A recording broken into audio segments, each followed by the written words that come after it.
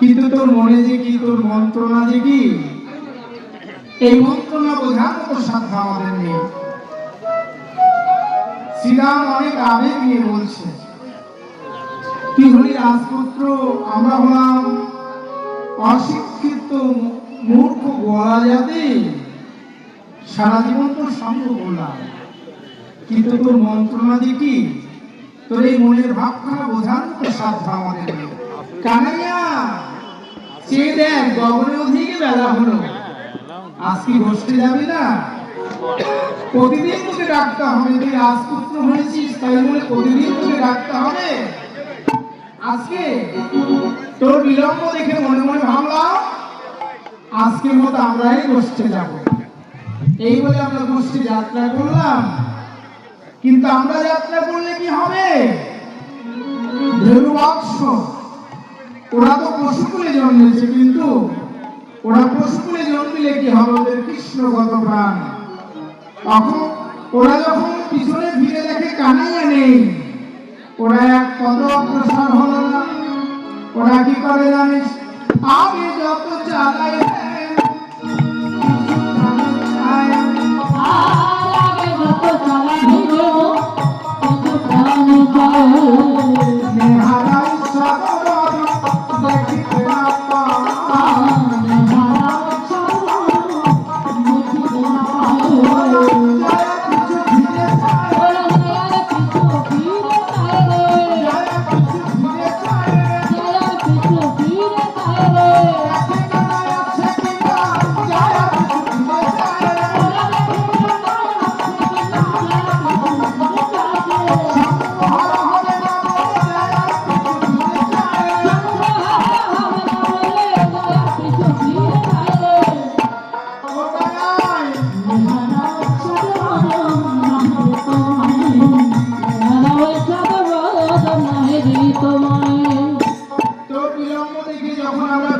যাত্রা করলাম, ওরা পিছনে ফিরে দেখে কানাইয়া নেই, ওরা এক পদ অগ্রসর হলো না।